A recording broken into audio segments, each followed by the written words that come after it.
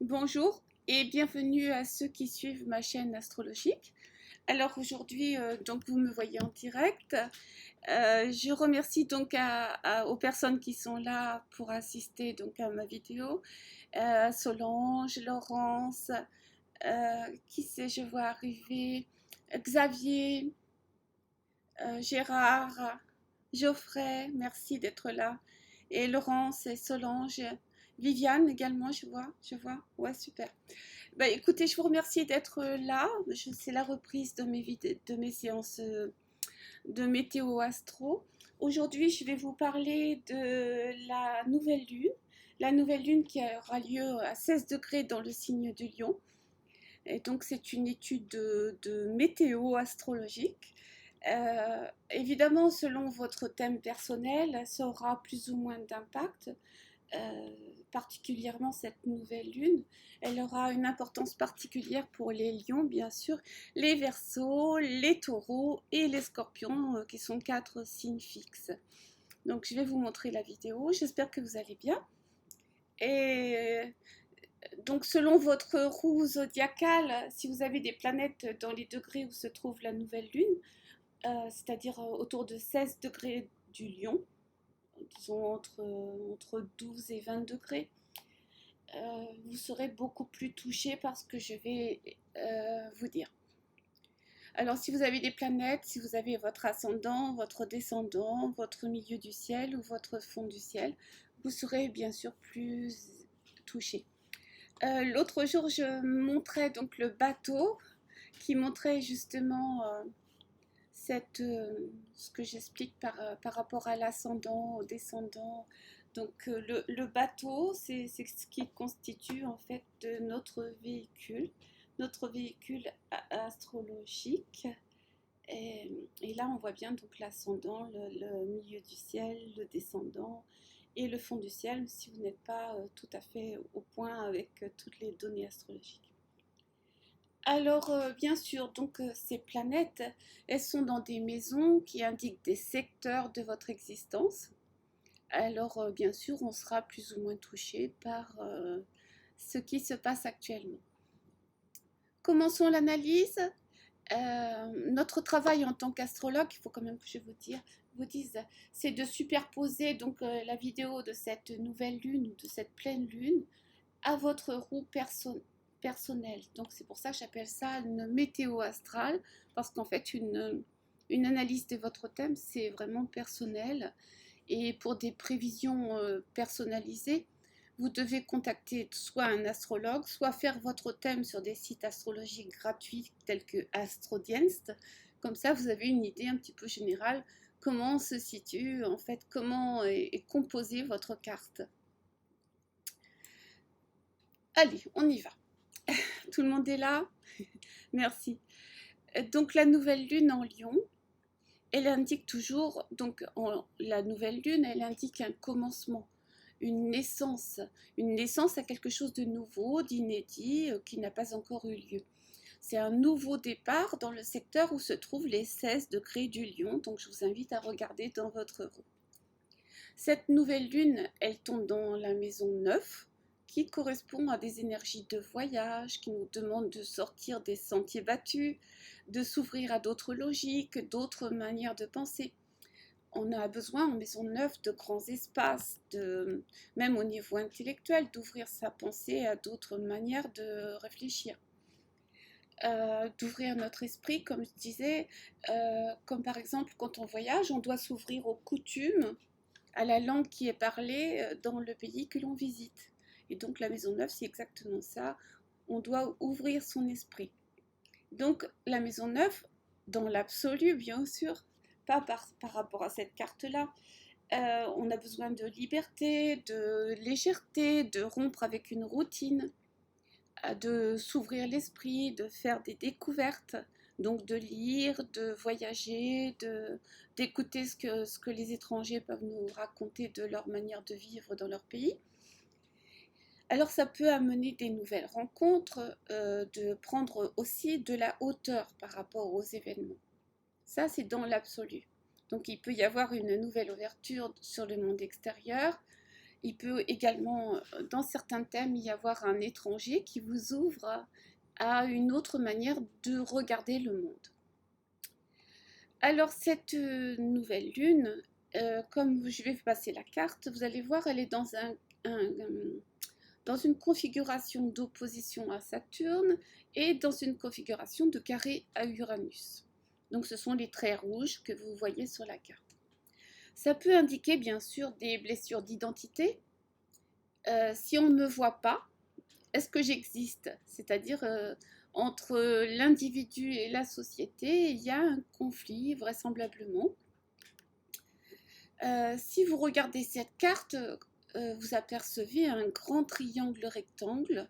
Alors en astrologie, c'est un triangle rectangle, c'est un carré en T et qui indique tout autre chose. Donc au niveau de notre ouverture, il y a quelque chose de très important à voir.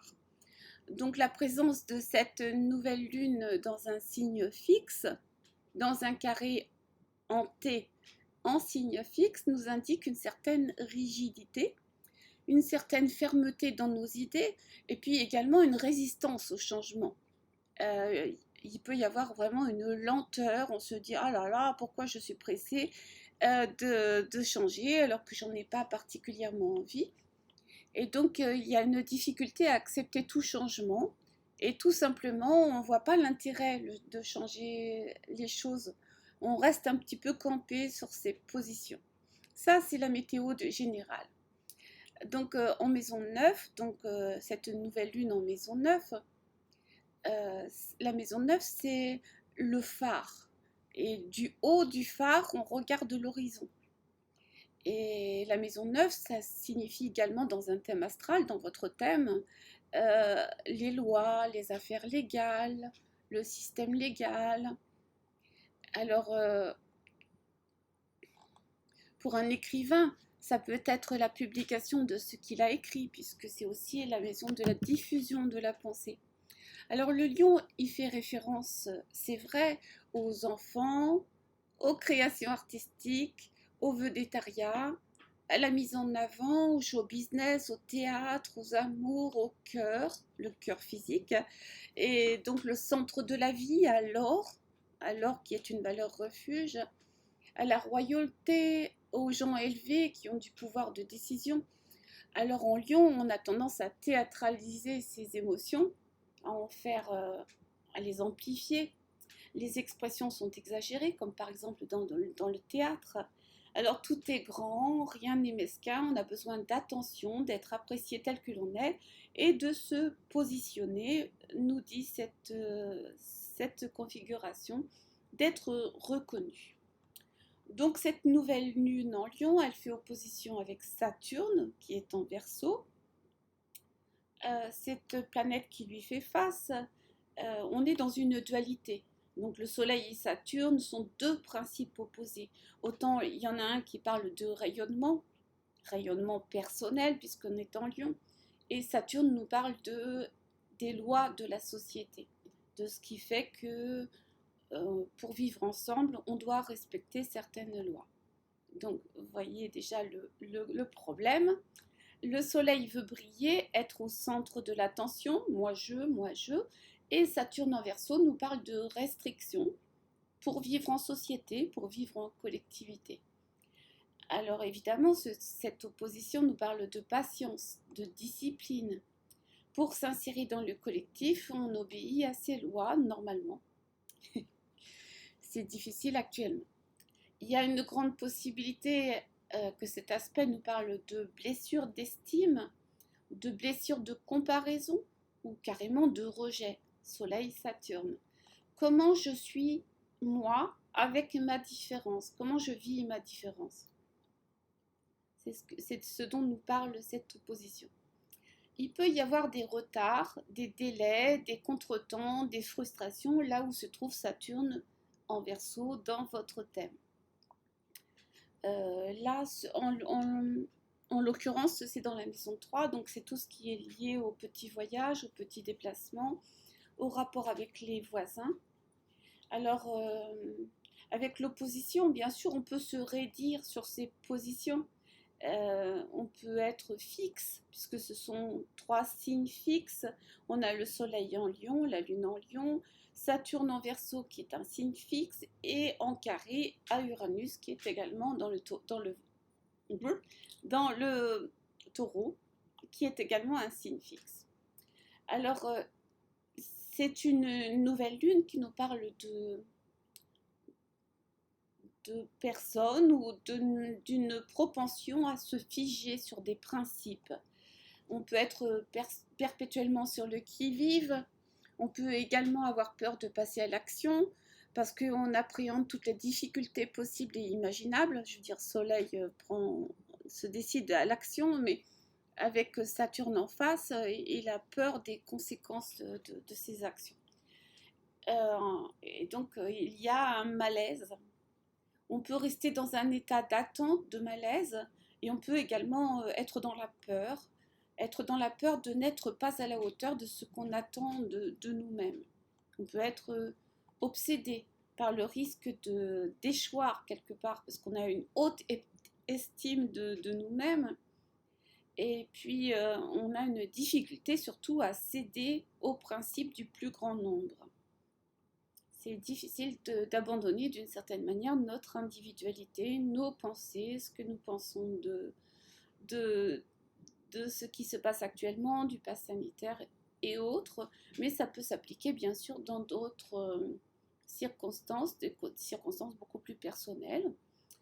On peut avoir à remettre en cause l'image flatteuse et valorisante de ce que l'on a de nous-mêmes, parce qu'on est attaché à des principes, et on va transgresser nos modèles de conduite auxquels on tient.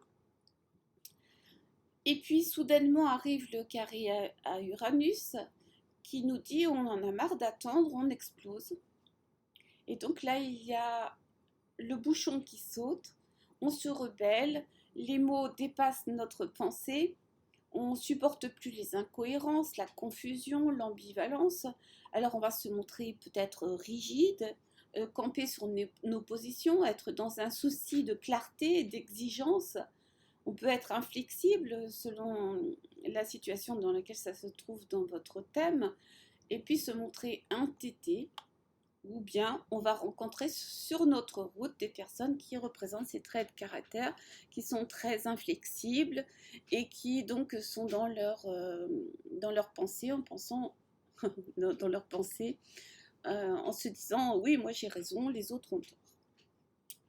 Alors, avec ce carré à Uranus, je disais, le bouchon saute. On peut demander des comptes, par exemple, se montrer tranchant, rigide, trop susceptible, trop arrogant et trop campé sur ses positions. On veut montrer notre caractère unique, surtout ceux qui se montrent impressionnables. On veut projeter son image sur son environnement. Par exemple, on ne supporte plus, avec cette lunaison, les avis qui divergent et tout ce qui est du domaine de la compromission, surtout dans la démarche des autres. On se dit, ah là là, les autres sont dans la compromission.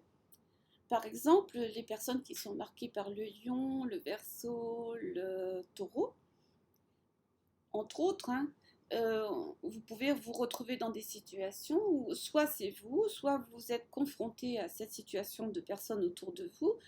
Vous ne comprenez pas pourquoi certains parents font vacciner leurs enfants alors que vous êtes contre.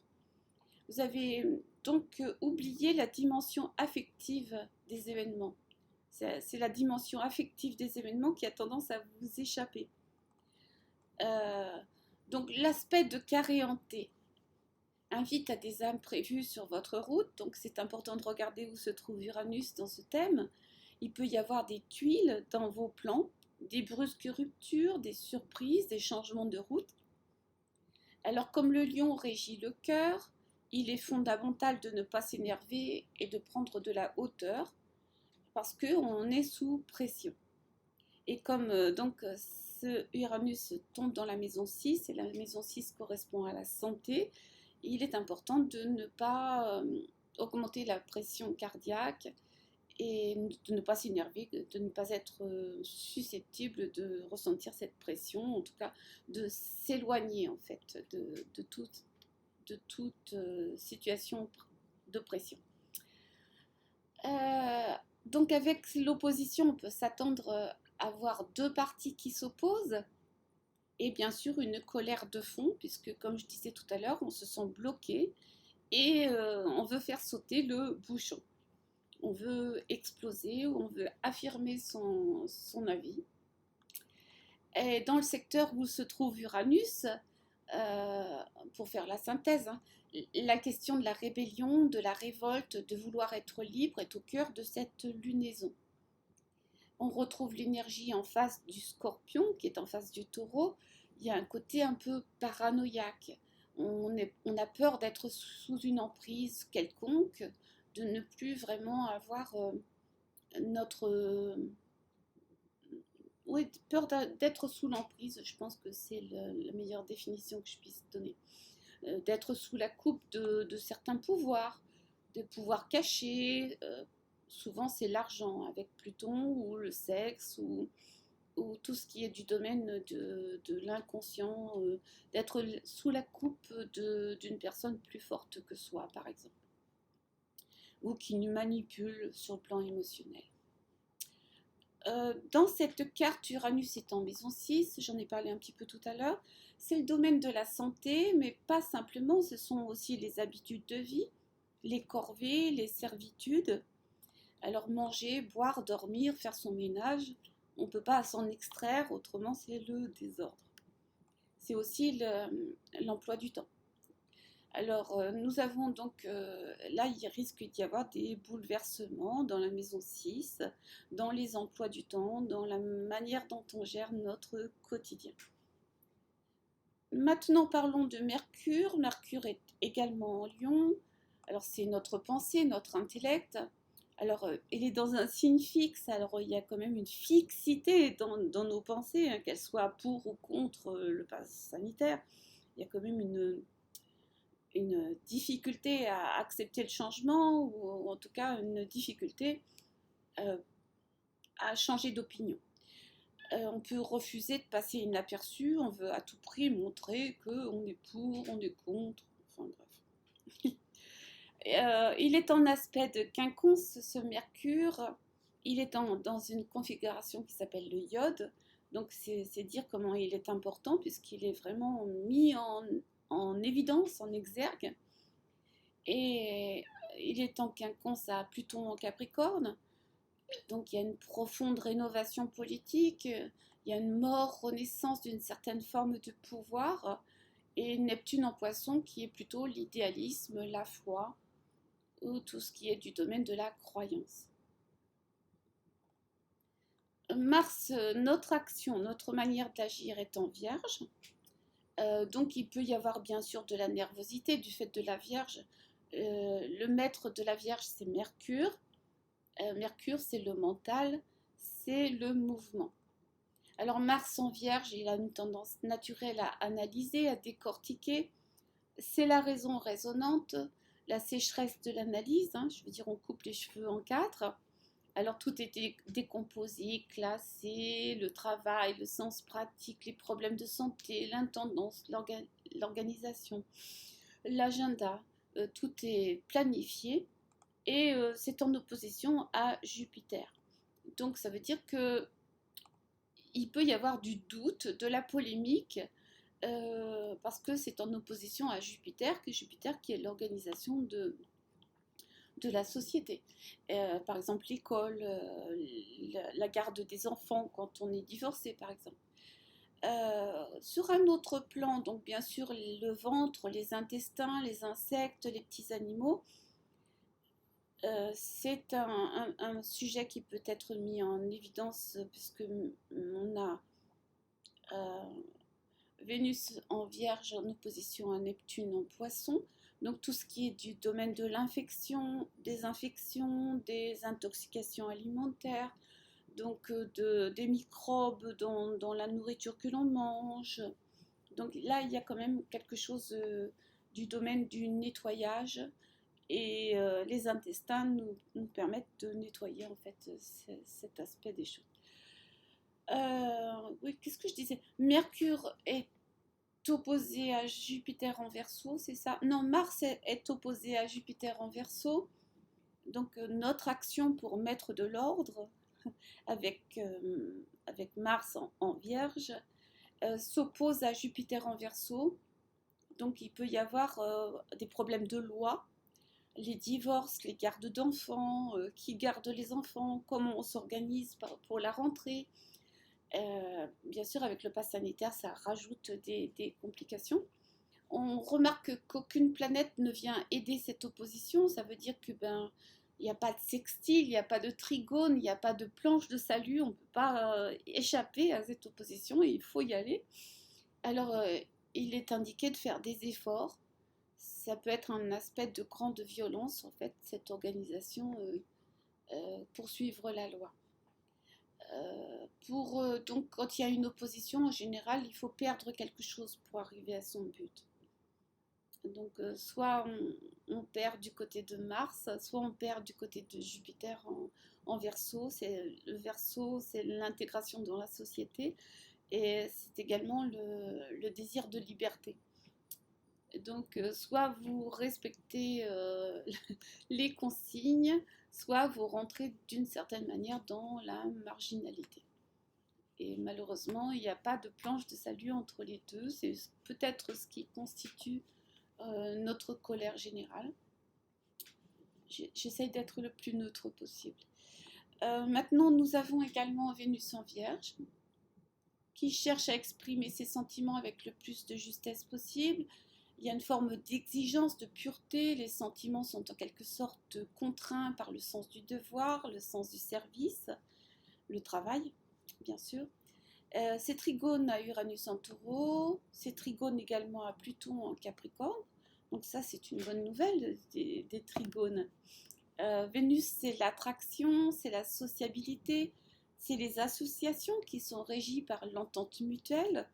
Donc, on peut également signer des contrats favorables. Vénus en Vierge, elle a tendance à observer, à analyser les sentiments des autres, à analyser, à faire une synthèse en fait de ce qui se passe. Et comme je disais tout à l'heure, on peut être particulièrement sensible aux microbes, à toutes les formes de saleté, aux petits insectes, comme je disais tout à l'heure également, et à leurs piqûres, les aliments mal congelés, les bactéries, voilà.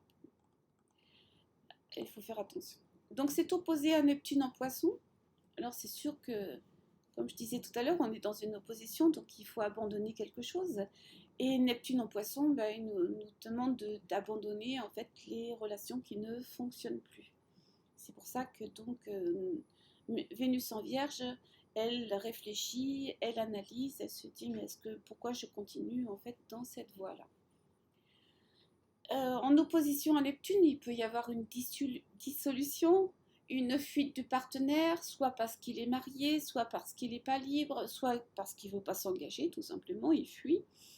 La relation, elle peut être floue, pas légitime. Le partenaire, il peut être déprimé aussi, hein, bien sûr, ça peut être aussi un cas de figure. Il peut être également alcoolique, sous l'emprise de médicaments. Il peut être découragé, dans l'angoisse, ou en manque de motivation d'une manière générale. Alors c'est le moment de rompre les attachements qui ont fait leur temps. Je veux dire, si vous sentez que vous ne pouvez pas répondre à guérir quelque part cette personne par la parole, c'est peut-être le moment de laisser tomber en fait ces rêves de fusion qui ne se concrétisent pas. Alors Vénus a tendance à parler, à expliquer, à analyser ses ressentis, à nommer ce qu'elle ressent, donc quand je te parle d'analyse, et elle se veut soignante au service des personnes souffrantes, et parfois elle met des mots sur ses malaises et également sur ses illusions, puisqu'en face nous avons Neptune. Et sur ses attentes, elle se rend compte de ses attentes. Donc avec l'opposition à Neptune, on peut sortir de l'illusion, de la désillusion. On peut être pendant de nombreuses années auprès d'une personne qui est désillusionnante et puis s'apercevoir au moment de cette lunaison que en fait il faut passer à autre chose. Est-ce qu'on est vraiment dans l'harmonie avec son ami, son conjoint, son partenaire? Vénus en Vierge nous pose la question d'analyser en fait. Euh, En milieu du mois d'août, Vénus va rentrer dans la balance et Vénus va nous parler justement de l'harmonie entre deux personnes. Vénus en Vierge. Continuons l'analyse. Vénus en Vierge, elle est en bon aspect à Uranus et Pluton, dans des signes de terre. Donc là, vraiment, on n'est plus dans l'émotion, on est dans le concret. Alors, l'amour, l'amitié, ça peut se manifester de manière très soudaine, d'une manière complètement inattendue, dans la vie quotidienne, par exemple. C'est également trigone à Pluton, alors il peut y avoir quelque chose de fatal dans les sentiments amoureux. Quand je dis fatal, c'est prédestiné. Il peut y avoir donc une destruction, une reconstruction, c'est-à-dire on quitte une relation et on la régénère. Parce que même si vous ne quittez pas votre partenaire, elle peut être régénérée parce qu'il a passé quelques jours tout seul et donc il y a une régénération de la relation. On peut dire des contrats d'une union qu'elle se régénère.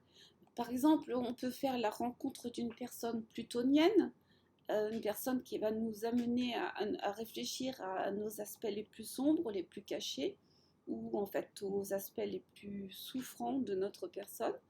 Peut-être par exemple un thérapeute ou tout simplement une personne qui nous pose les bonnes questions et qui nous invite à nous pencher vers notre intérieur. Donc on peut faire la rencontre d'une personne plutonienne ou un scorpion, une relation intense en tout cas, qui génère beaucoup d'énergie. Je parlais de régénération tout à l'heure.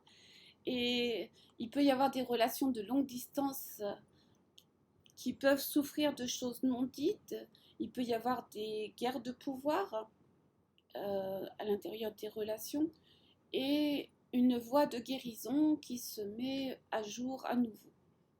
Alors c'est une bonne configuration pour renouveler en fait au niveau relationnel, même au niveau des contrats. On peut purger tout ce qu'on a sur le cœur et on peut passer ainsi à autre chose. Si je pouvais donner un conseil, il serait intéressant pour passer cette lunaison pendant un mois, tant que le soleil est en Lion, de porter de la turquoise, du rubis. C'est bon pour leur cœur parce qu'en fait la turquoise elle est très calmante et le rubis est bon pour le cœur. Donc voilà, on a donc une lunaison qui parle de désir de liberté, d'émancipation et en même temps avec cette forme de rigidité qui dit bah, moi je veux être entendu, alors tout le monde veut être entendu, qu'on soit pour, qu'on soit contre ce qui se passe actuellement au niveau de la Covid.